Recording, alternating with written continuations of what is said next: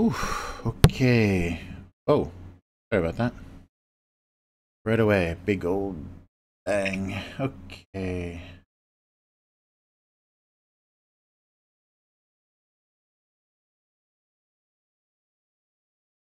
Mm. So, not sure how this is gonna go. I'm pretty tired. So, ideas and conversation are probably gonna come slow. So, welcome to the stream, and yeah, let's get started.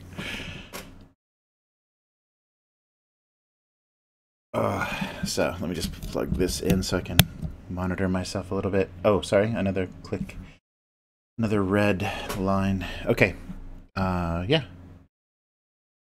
So it's November 7th.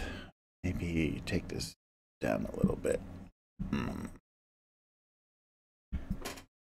Yeah, the gain's all the way up, so let's see how that goes.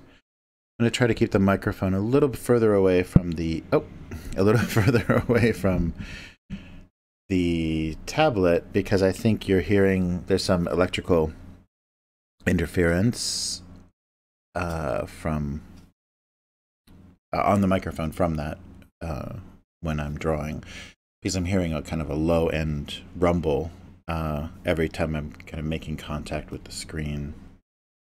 I think I've got touch turned off, so maybe that will help things. We'll see. And also, I'm dealing with a Windows update. So I just updated Windows 10 and it crashed when it was updating. So let's see how the system behaves. Yeah, it seems to be okay. Okay, so let's turn that down. Okay. Wow. Oh, man. Yeah, so I was up early and then out a little late last night recording the other podcast, the Idle Red Hands podcast that we were talking about Star Trek. So take a look at that. I'll put a link for that below this, and you can hear me talk about games and movies and pop culture stuff. But yeah, so no energy. Yeah, it gets harder to run on less sleep the older you get. Don't bounce back so fast. Right, so November 7th here, maybe 6th where you are. And yeah, so last week was Halloween, and instantly in Japan it's Christmas time. So we have Christmas music and Christmas trees going up literally November 1st. So it's quite an assault. And yeah, you got 2 months of it, almost 2 months of that. I think by the middle of December, people are pretty burnt out on Christmas here because it's just not that much of a family holiday, and they're preparing for the New Year, which is the big holiday here. So hopefully the sound is nice. It looks like I'm getting decent levels, and hopefully you're not hearing a lot of interference. Sorry about any of the table noise or anything at the beginning there. But yeah, let's get a little bit warmed up here. So I had an idea already for one. Oh, I'm small. For one of the cartoons, but just a real basic, real general idea. So I'm not sure how far it's going to go, and it might lead me into something to talk about.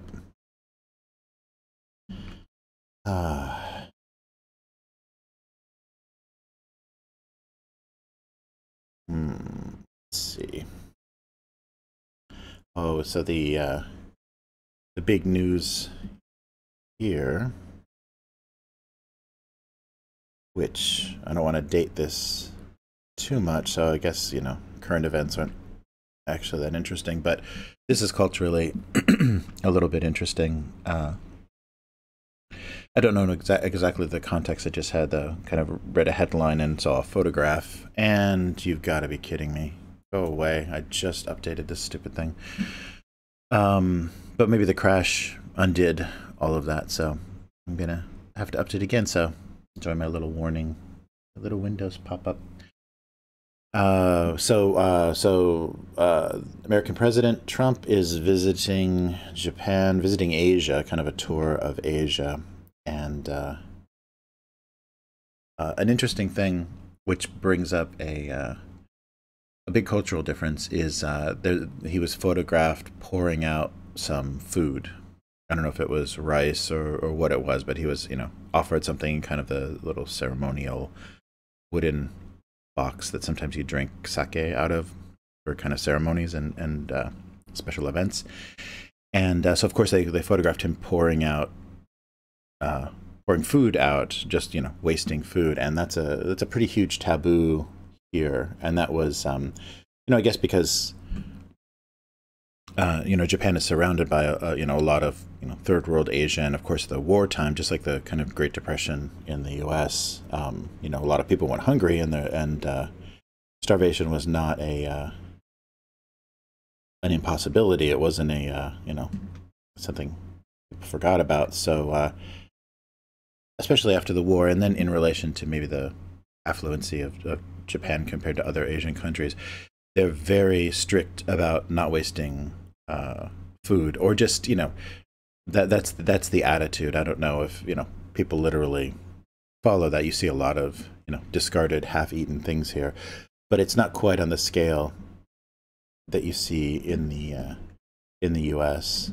And so of course he finds the perfect way to insult and offend Asia by wasting food.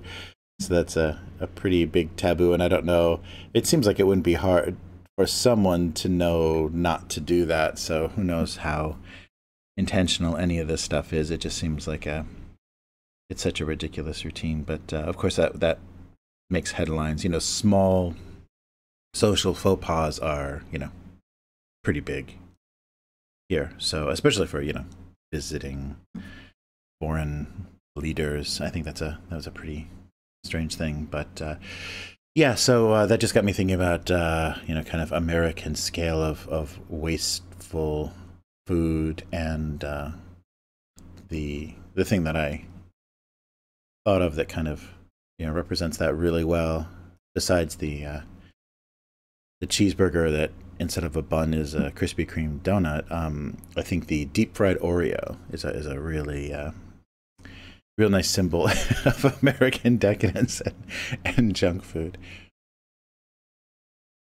So so that's a big culture difference. So food culture is very different, and I think Japan has much more of a European attitude about delicious food and enjoying many types of food, and how important food is to the culture. There's in Japan there's food television, and I don't mean cooking shows. I mean literally shows of people eating food and traveling around Japan and sampling like regional delicacies and regional dishes, and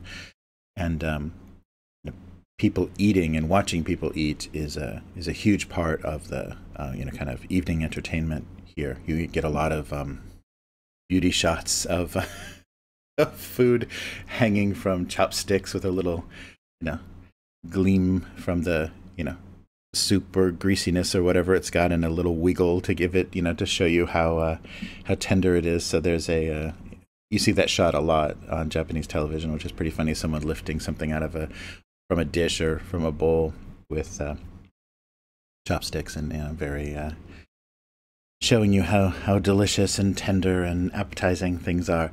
And yeah, so it's a big part of the culture and appreciation for food and not wasting food, and also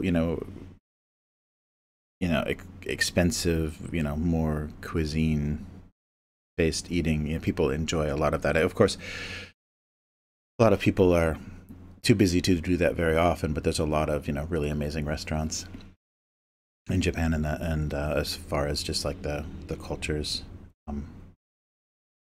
how they respect that, and kind of are very food based. I mean that's part of your luxury, your kind of uh, yeah, something that you really enjoy about life. And yeah, so food and alcohol in Japan have a nice place, more yeah, just a little bit different sensibility from the U.S.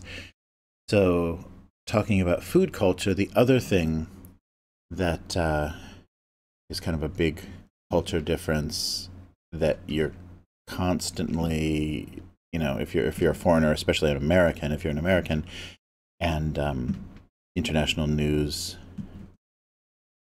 talks about gun violence in America, that's something that's really not well understood here. I mean, there's a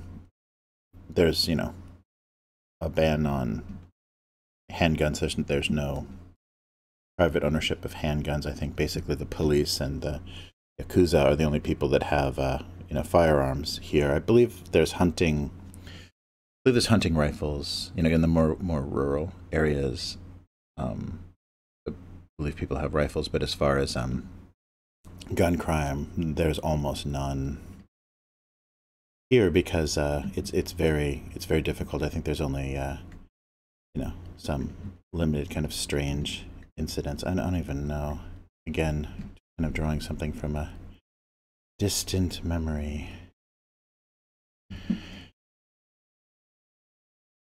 But yeah, so that's a very interesting difference, and it's something really hard to kind of explain to Japanese people that don't have any concept of it, is kind of gun culture and the thinking about it, because their logical thinking, well, is if this is dangerous and people are killed by it, and there's mentally ill people that can get a hold of firearms, well then nobody should be able to. But I think that's very counter to a lot of, and I mean this is maybe way too political. I think it's just an interesting cultural difference, and something that I find really hard to explain. So it also makes me consider my thinking about it as well. But America has always had that attitude, and I think it's a little bit, it's built into our government. It's built into our thinking that it's uncomfortable. It's not a acceptable situation for a lot of Americans that only the police and military have deadly force, and so the ability to protect you and yours from a corrupt government, whether that's just like a local problem or something larger, is just kind of a thinking that's built in to kind of the American psyche. And I think that's really hard for people outside of that culture to understand. And yeah, I mean, because I don't think America is particularly unique in how it was established. I mean, Canada and Australia had a very similar kind of origin as pioneers and people kind of settling the wilderness and running across people and animals and things they had to defend themselves against, and then also to defend themselves from the criminals that were attracted by prosperity. So yeah, so I think that's it's an interesting thing to think about, and when you're outside of American culture, it's a funny thing to have to kind of explain. But yeah, I don't know. I mean, because I've I've never owned a gun and haven't really had any desire to, although I've had friends and been in situations. So I've had friends that owned handguns, and also friends that had something happen to them where they decided that they had to protect themselves and they had to buy a handgun. And so fortunately I've never been a victim of violent crime or anything that's kind of scared me or pushed me in that direction. But yeah, I don't know. I don't know how interesting this is. This has nothing to do with drawing, and it's not really that interesting a topic, other than it's hard to explain. It's hard to explain outside of the context of the U.S. Why people value their firearms and why people value that freedom, and how that freedom is going to get people killed. There's always going to be a danger, allowing people to protect themselves. People are going to abuse that. And it's not going to mean that if you ban firearms that, people would stop being killed, because, people have figured out all sorts of ways to kill each other without using guns. But yeah, it's a uniquely American thing, and I think it's just part of what we've kind of built into our thinking. And I think it's very hard to separate. I mean, we've had horrible national tragedies again and again, involved with a considerable loss of life, because of people abusing firearms, and it doesn't change a lot of people's thinking. So yeah, it's hard to explain. It is really hard to kind of reconcile. I mean, I definitely understand it. I understand it's kind of the origin of it and the thinking. And yeah, it's a difficult thing. Yeah, I think it's very unique to the American way of life, and so I think that makes it very very fascinating to a lot of people outside, is where that came from. So anyhow, so two uniquely American things. I don't know if that's even reading as a bullet, but that's a bullet. Maybe it's a little long. A deep fried Oreo and a round for a handgun. So I don't know if this is I'm so tired. I don't know what I'm doing.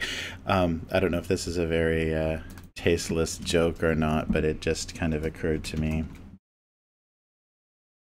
And I have to find out if deep fried is... No, I don't think it's hyphenated, yeah. The deep fried Oreo registered trademark was more interested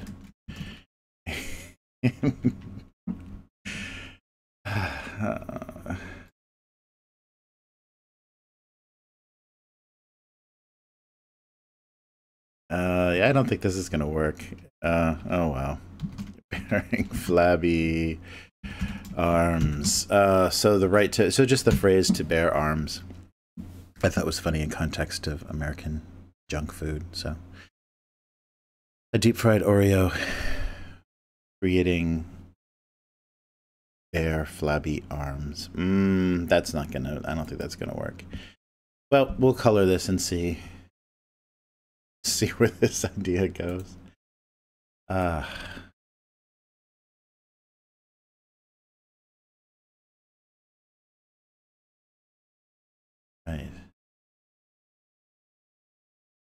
And a nice spreading color. Yeah, something a little fried looking. Yeah, so as far as kind of creative thinking or creative ideas, yeah, I was hoping to be finished with the third issue of Citizen Spaceman before these shows that are coming up at the end of the month in Tokyo, but it doesn't look like that's gonna happen. And I haven't shown the second book as it is in Tokyo, so it's not terrible. It's not bad. I just don't think I'm going to be able to get anything done, and I'm more interested in preparing well for the show, especially for Comic-Con, for the table at Comic-Con, than to rush a book. But we'll see how it goes. There is time between the two shows, so by some miracle, if I get a lot of free time, that could happen. But I don't even know if I've got scale of this. I'm gonna have to say what that is, because I don't know how recognizable either of these objects are. Yeah, I don't know if it just was amusing bearing flabby arms was a funny phrase to me, but I don't think the joke is that great. And actually, it's brass, right? I'm coloring this like copper, but I think I should color this as brass, the casing.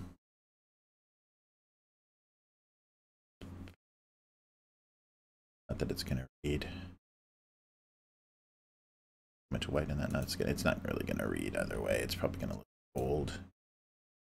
Yeah, that's an interesting thing, having to yeah, I mean, there's probably a lot more insightful people talking about these sorts of things, but representing metallics in CMYK or RGB is interesting, because you very often are getting like shades of brown and yellow when you're trying to be gold or copper, and so it really is, metallic inks are the only way you're really going to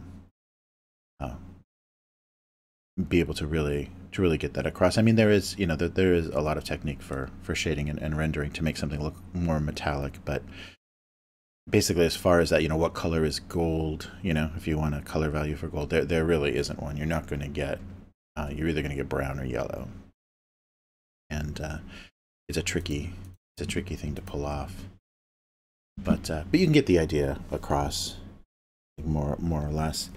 But yeah, remember that you're just starting out and trying to figure out how you would do that. Basically, you can't, and you just have to suggest it as much as possible with your kind of rendering and highlighting something. It's very contrasty and has some shine to it, and there's a little gradation. It'll read more as metallic, but yeah, it's not an easy thing to pull off. Ooh.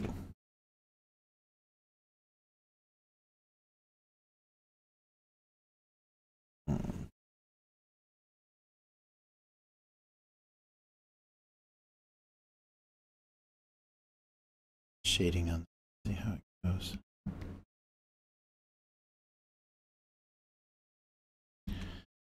All right.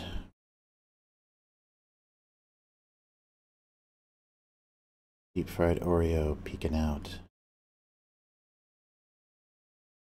That Oreo texture. Yeah, that was something I think I probably previously mentioned this, but that was a big a big event. It was newsworthy in Japan that this happened maybe last year sometime. The bakery that had the license from Nabisco to do Ritz crackers and Oreo cookies and things in Japan lost that license, or the whatever deal that was that made that possible lapsed, and they gave it to I believe Thailand or Vietnamese baked goods company. So now the Oreos and Ritz crackers in Japan are actually baked in Southeast Asia. So that was a little bit of a news story when that happened, because I guess that's existed for a while. I think that's kind of an old relationship, and it just kind of shows you the the evolution and the kind of growing manufacturing capabilities of Southeast Asia, and how they're getting much more competitive. I think even China is feeling the pressure of what they're able to produce, and of course how they're able to exploit people by not paying them well. Producing certain things that maybe were out of the question not too long ago. Deep fried Oreo. Yeah, I don't know how either of these are reading. They're kind of small and silly. But yeah, let the chat. All right, yeah, I don't know if these are reading particularly well, but that's a deep fried Oreo in a 38. I don't know. I think that's a little big.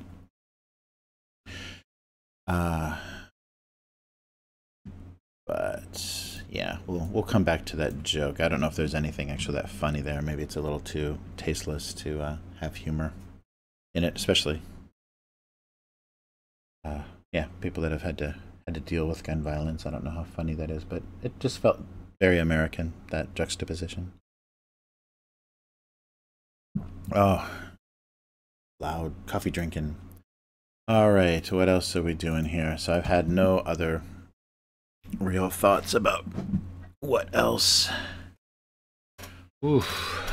Hmm, hmm, hmm. Yeah, so hopefully the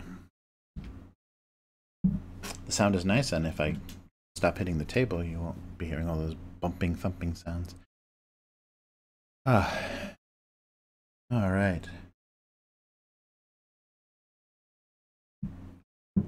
Hmm.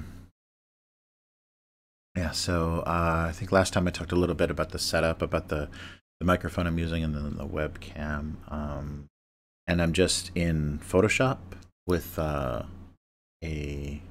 what is it, 24-inch, 22-inch Cintiq, the smaller Cintiq, and it's mounted, just for a little behind the scenes, it's mounted on an arm. And I don't know. I don't know if I've done this already, but it's mounted on an arm, so it gives me a lot of positioning flexibility. I can push it out of the way and basically have, you know, freedom of my desktop surface and pull it down almost on my lap and kind of sit over it. So it's on a two-section arm kind of clamped to the table, and I think it's the American company that does that. Yeah, Ergotron. It's an Ergotron arm, and it's nice because although I can't take advantage of it, it's got capability to run the cable through the arm itself and keep everything very clean on the desktop. But my cables are going a little too far and they're a little too short to actually be able to take advantage of that. But it's real strong and it's real sturdy, and you can set up the tension so you've got, you know, basically 360 degrees of turn. You can just spin this thing around and set the tension so that wherever you put it, it just kind of sits there. So yeah, that was a real nice addition, a real nice upgrade to this, because it comes with a stand, kind of like an easel. It's real heavy and wooden, and it has rotation. The way that it's mounted is kind of a standard computer monitor mount, the screws in the back, and you can spin it on those things, and it's got a little like a little release on the side, so you can move it more flat, you know, move it more horizontal or pull it more vertical for kind of ease of use. But it's occupying a whole, you know, table space, and there's not really, you can't really get it out of the way, and it's a little too delicate and heavy, you know, a piece of technology just kind of tuck under the table or throw it out of the way. So I think this was a nice compromise to keeping as much workspace as possible and having the flexibility of being able to move it, because, you know, you can with the pinch and zooms. Oh yeah, like I'm doing this already. You know, you can within the monitor itself move the orientation of your work. Now see if I can get this straight again. And but I think it's nice to physically also be able to do that. I think that makes a little bit more sense sometimes for me. Let's see there. No, how do we all right, well, we're gonna be a little crooked. And yeah, so that's that. And yeah, so nothing else. I thought I had touch turned off, so yeah, you're probably might be hearing that interference again, that low kind of rumble. I can't really, let's see. Yeah, I can't really hear it on my end. So, and it might just be an artifact of however this gets compressed. So it's streaming, you know, streaming to YouTube, and however they compress it, it just might create that weird kind of artifact. But yeah, I don't know what else would be causing that, but I was thinking it's the monitor, so I was trying to keep the microphone a bit away from the monitor. But anyhow, let's continue. Let's So yeah, 30 minutes. And my squeaky chair. Yeah, I gotta deal with that too. Oh, I need all that extra sound effects. So what are we doing here? Yeah, it's already Christmas time. Oh, but the nice thing about it being Christmas so early is gingerbread latte season that much earlier. So, and I don't think that's a very popular. I don't think that's very popular actually here in Japan, but it's seasonal, so they do have it in kind of a limited way because you don't have ginger snaps or gingerbread cookies so commonly here. And it might not even be a flavor that people like. I think cinnamon is not a very popular thing here, so a lot of cinnamon apple and those sorts of things you don't get a lot of, or it's just not popular. So when they have apple pies, it's usually not very cinnamony.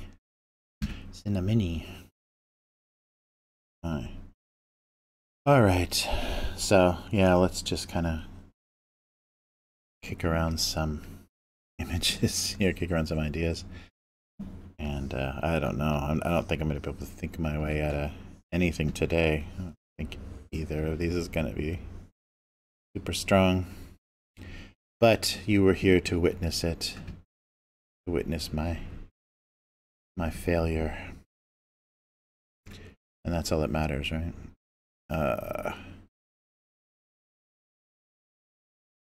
Oof.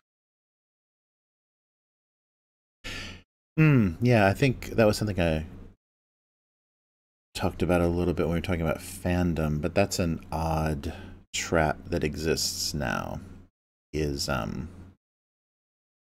that cheap fame or cheap notoriety, the cheap way that you can connect with people and that they can interact with you with a like or a follow or a subscribe or whatever, and how that can kind of subvert. I think it creates a problem with how people talk, with how people think. I mean, the popularity contest of any social situation is just extended in this bizarre artificial way, and just kind of simulated. I mean, it's minimal social interaction, but it feeds people, their endorphins or whatever kicks they get from it. It feeds them in the same way that those kind of popularity contest social interactions in the rest of their life do. And so people will do things or say things just for that response, just for the how liked they are, or how appreciated they are. And you see that a lot too with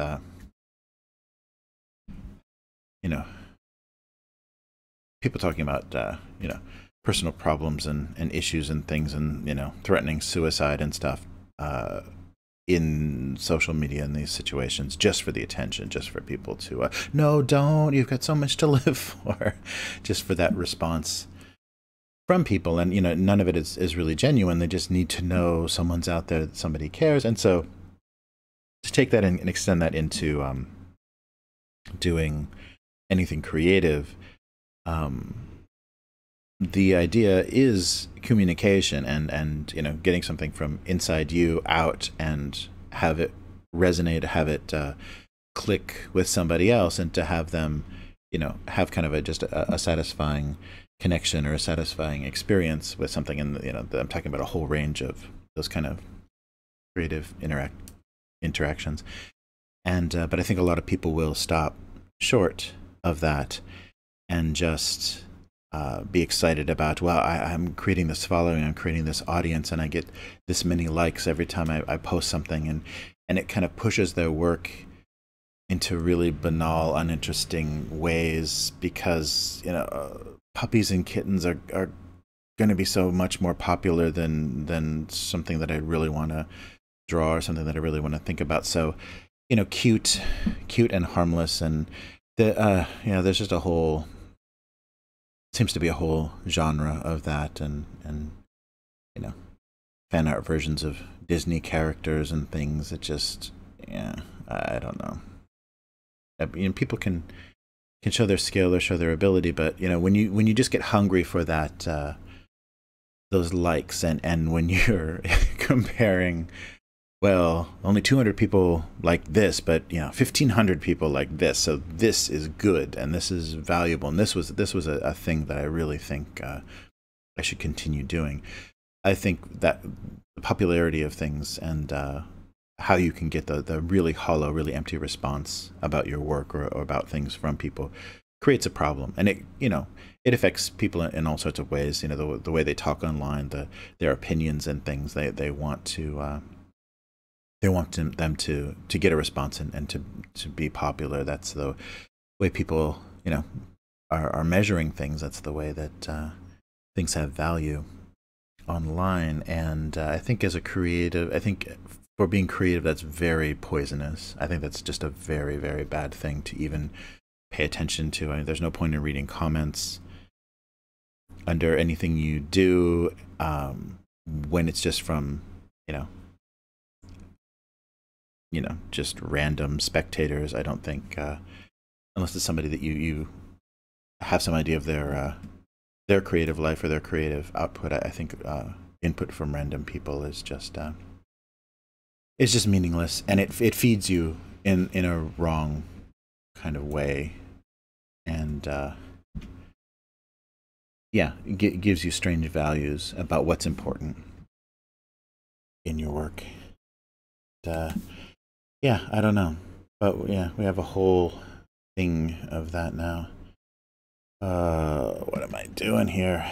But yeah, so I think that's something worth being conscious of, and kind of going against some of those instincts and not developing. I mean, there's so many, I'm sure there's good psychological terms for it, or there's physiology behind it that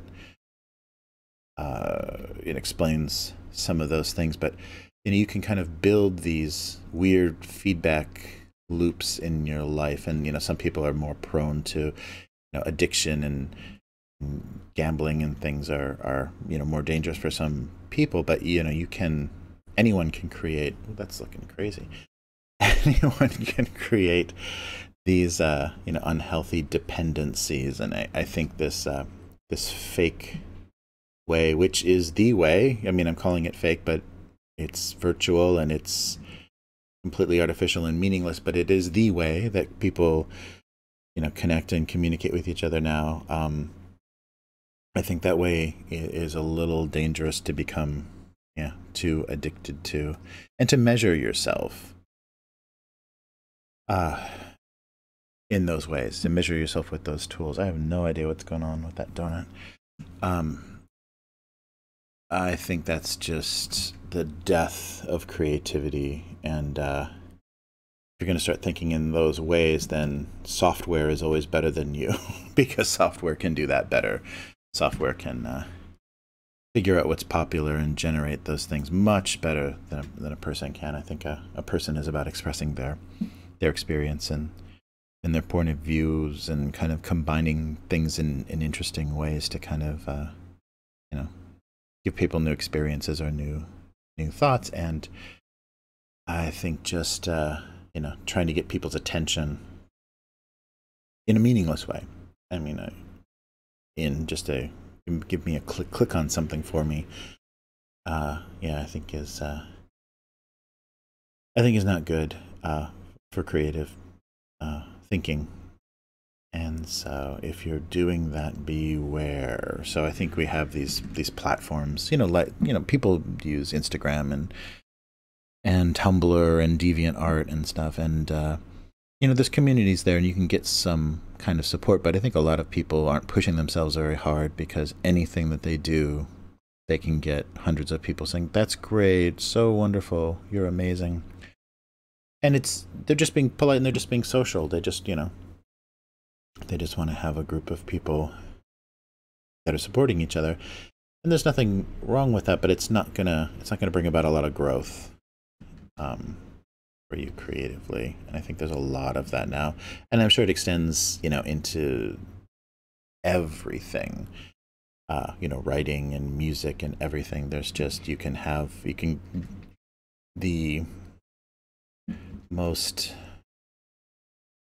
basically skilled person can develop a following or get people interested in what they're doing. And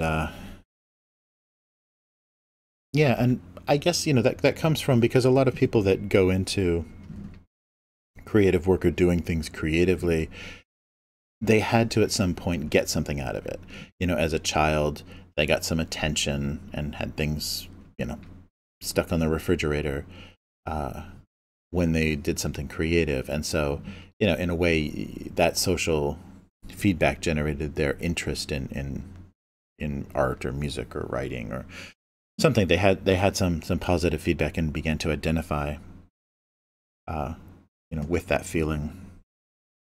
And so this is just it in a sad, simulated way, where you're not really doing much of anything, and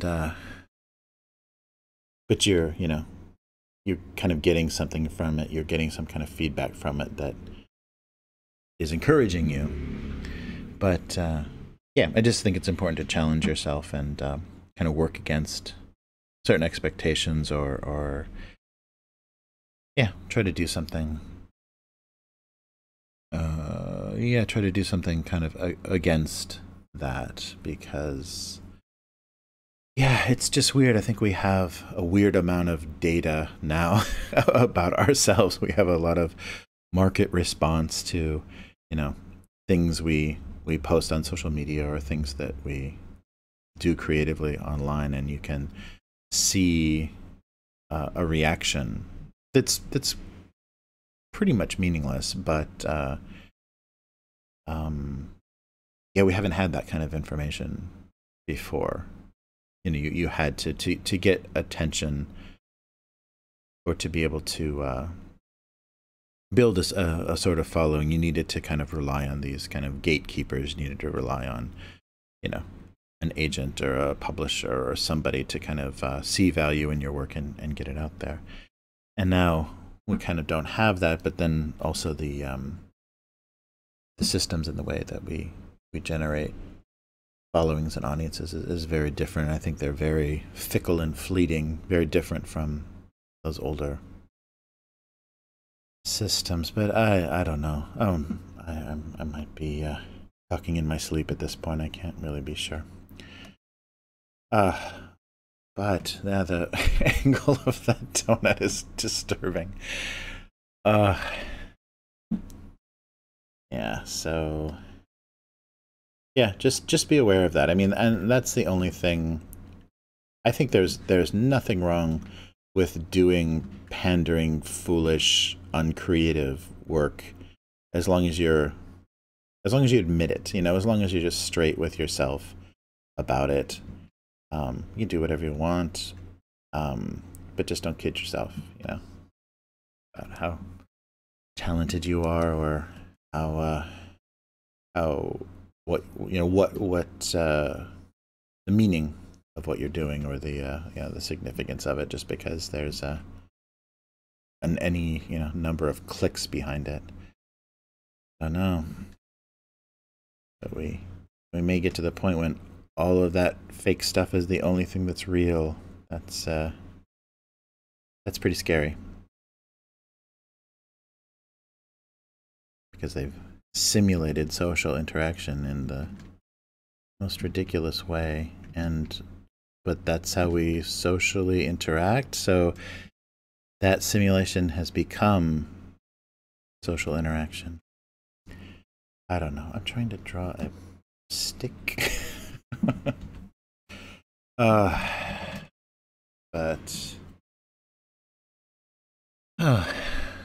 yeah, that's just a thing. I think that's a bit of a trap, and I think people it's an easy way to get some sort of gratification out of doing things creatively, but you've got to find the value in it in yourself, or else you're not going to do it. I mean, if you're just gonna perform for people that are throwing likes at you or whatever. I really think that can disappear really fast, and then when that disappears, there your motivation does as well for what you're doing. So yeah, it's just good to be aware of. What? I can't believe this. All right.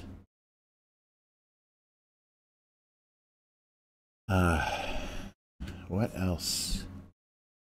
What else do we stir coffee with? I guess just like generic little straw. If I can't even draw a stick, how am I gonna draw those little stir straws?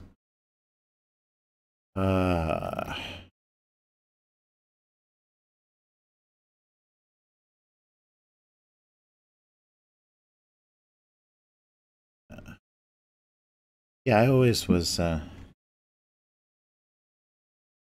little paranoid about using plastic stirring utensils in something like hot coffee. Just imagine there's got to be some chemical interaction that you don't want going on there. That always felt bad. So you got a styrofoam cup. So who knows what's going on there? With a really hot liquid in, and you're stirring it with another piece of plastic. Yeah. Ugh.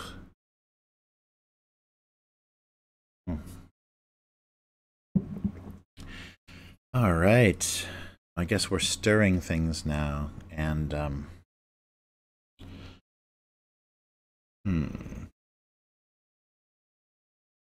yeah, let's just do like a plastic knife. Any desperate coffee drinker has used any number of things,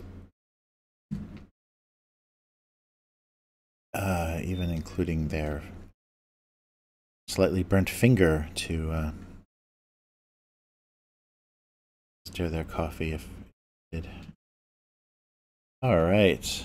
I think that'll... Whoa, hey. No, didn't switch the tool. Work.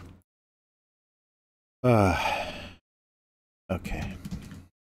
Oh, so, and also, I'm just talking about kind of real basic things dealing with software, and I'm not one of those people that has really done a good job finding peace with using software for drawing and coloring and things. I'm fighting it the whole time. But a very useful thing, and I guess this applies to just about any piece of software, when you're learning it, keyboard shortcuts are always going to be faster, and making macros to do things. And I mean, that's always a better way to work faster and more efficiently with just software in general. But a nice thing to keep in mind, this is a real beginner kind of tip, but when you're doing something over and over again, like changing tools or changing the size of your brushes or whatever, if it's something that you do often, it's worth just looking in the menu, because you know everything can be done by menu. It's worth looking in the menu and finding out what the keyboard shortcut is, not using the command from the menu, just using it to reference what the keyboard shortcut is and then use that shortcut. So, you know, changing tools. Hey, wow, I didn't know I could do that. Changing tools in that way will make you move faster, and it's just it's a nice thing that's, you know, built into most software, is that you know, the menu is going to tell you what the keyboard shortcut is, and just use that to memorize what that shortcut is. So then you can get much faster, you know, right away, just using the software itself. Oh, hey, those are on the same layer too. Yeah, using the software itself. So, oh, what am I doing now? Okay. Oh, I just had 2 layers selected. Oh, sorry for this sleep cast, this sleep stream. I don't know what's going on here. Okay, so where is that little fella?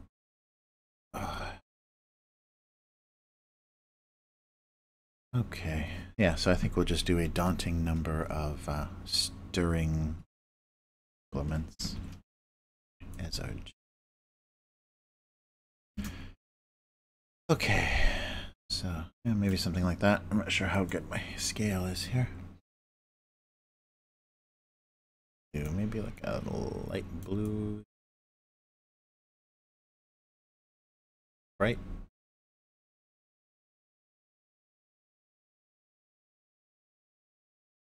Oh,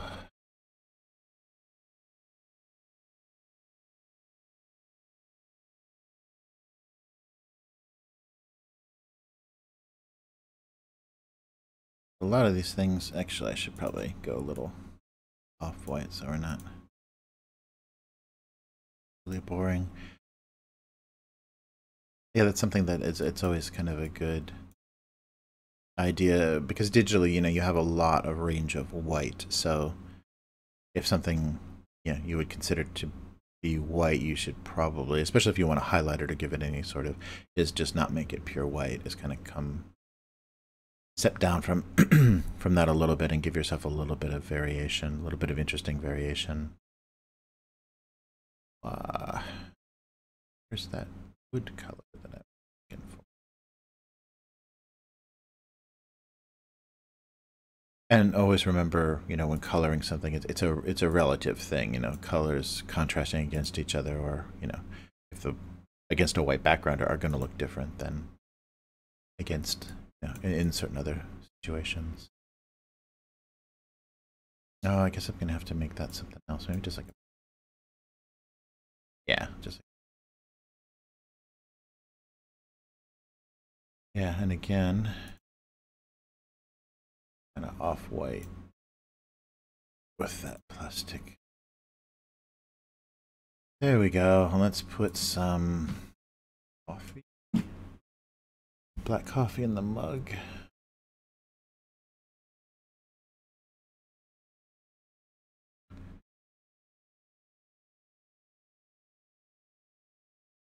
Maybe that'll look nice against the light blue. Hide that. Yeah, so yeah. Command H is hiding that selection, so that's a good thing to be able to do if you're using that kind of as a temporary masking tool. Yeah, I'm trying to follow that contour around and it's not happening.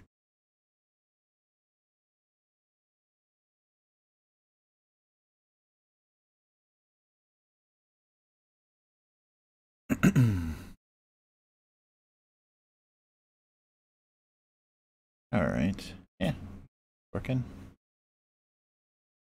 Yeah, maybe that should be smoother, though. A little bit wavy, like there's movement inside that cup and just not. There we go. That'll work better. Okay, and then let's put a bit of rendering, a little bit of shadow on this. Oh, and we're not on that layer, or that layer is wrong. Yeah, so I just do, so the layer is set up so the shadow layer, the shading layer should set up like with a 20% because I use such light colors that much more than that is a little too contrasty. A little duration on that plastic knife.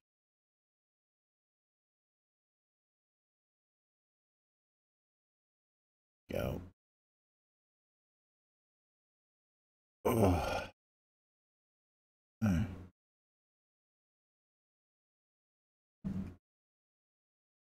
Trying to get that across.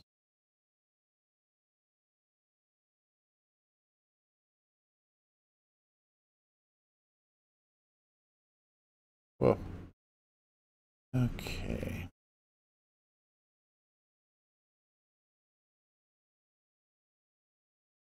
Wow, yeah, I'm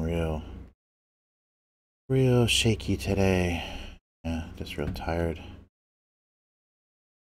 No recovery.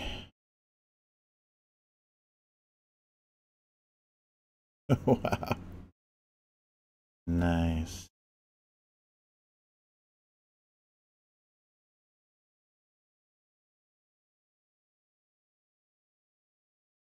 Oh, okay. Yeah, wow, I can't draw. Straight line to save myself today. That's crazy. Alright, let's try that.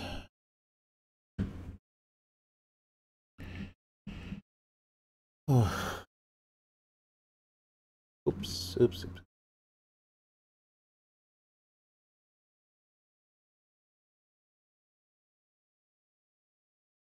Ah. Oh, wow. Oof. Yeah, not good. Okay, well, let's try to minimize the damage here and finish some of this up. Hmm.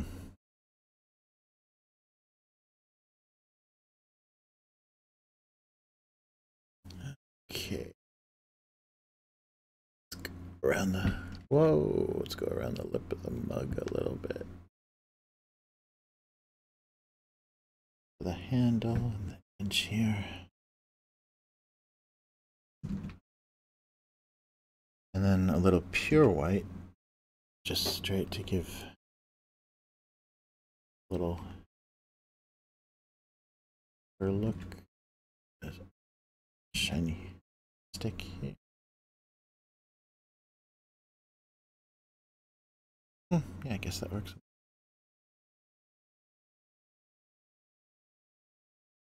All right.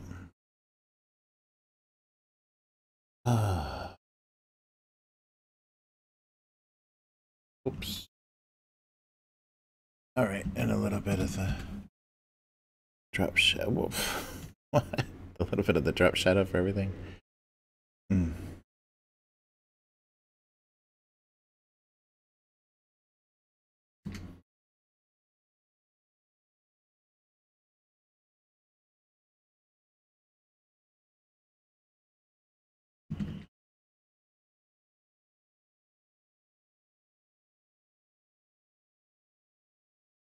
Oof. All right.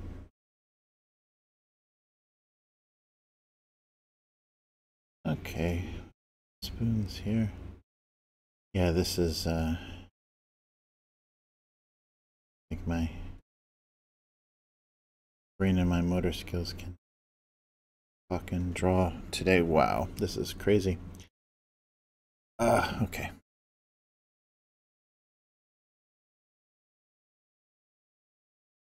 Oof. Yeah. So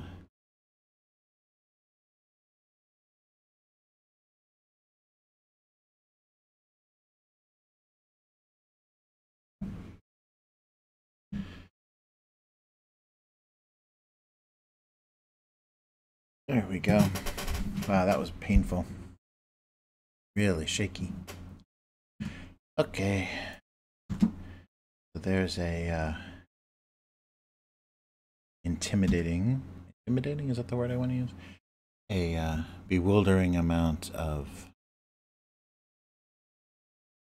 stirring implements. I'm not going to be able to put eyes on all this stuff. Aha. And that's going to read.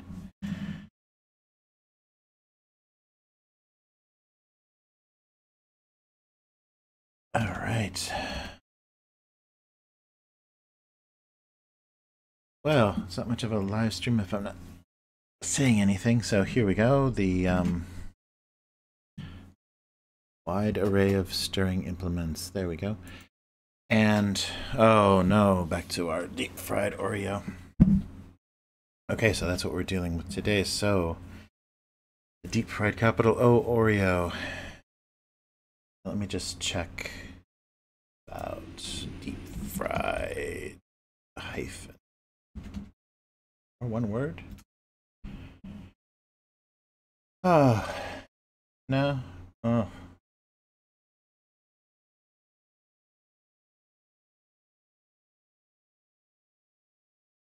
Yeah, deep fried, deep fried, deep fried.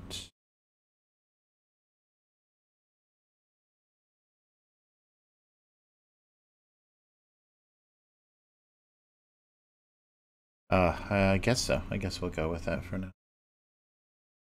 Hey,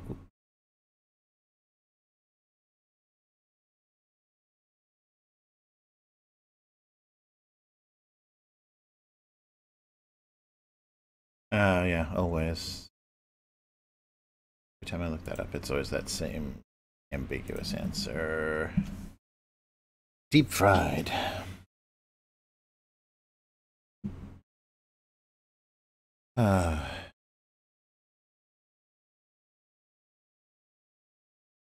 Okay.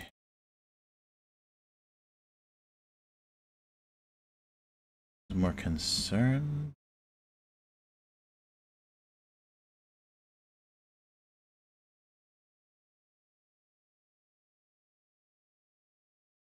Concerned with.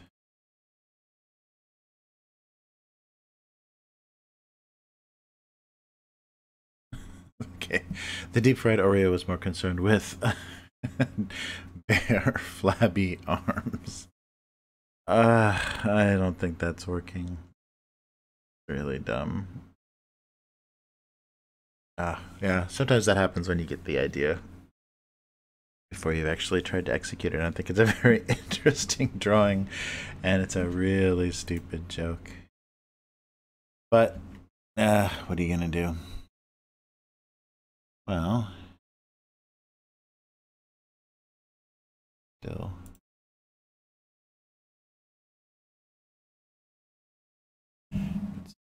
Let's see. The scale. Yeah, I just want to make sure the scale is okay.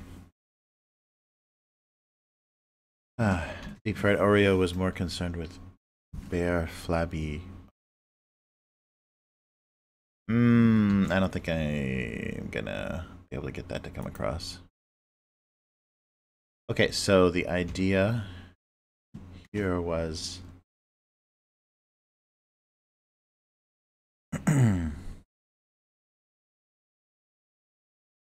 he liked idea.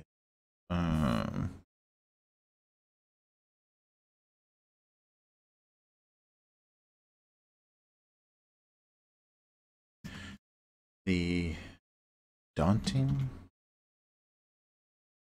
number of stirring implements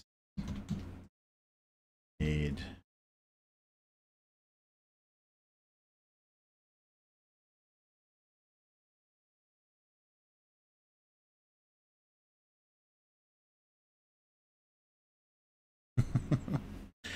the daunting number of stirring implements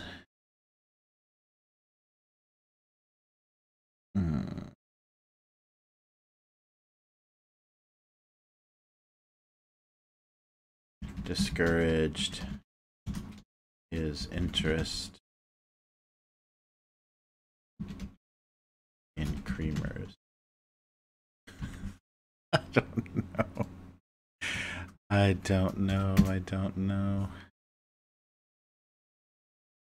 The daunting number of stirring implements discouraged his interest in creamers. Ooh, interest with 2 R's.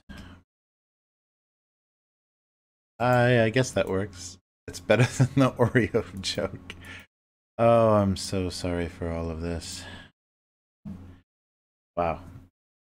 I'm in the, what is that, the seventh week slump?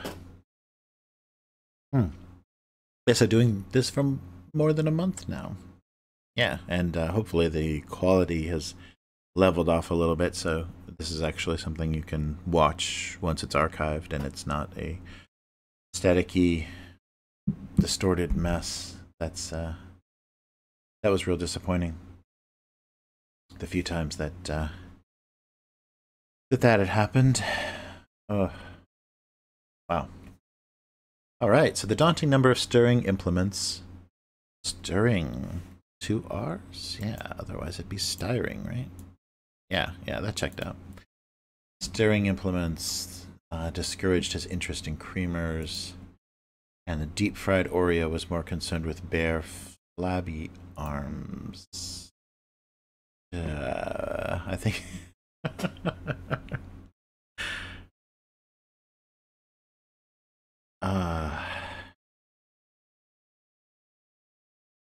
I guess let's check the spelling on this.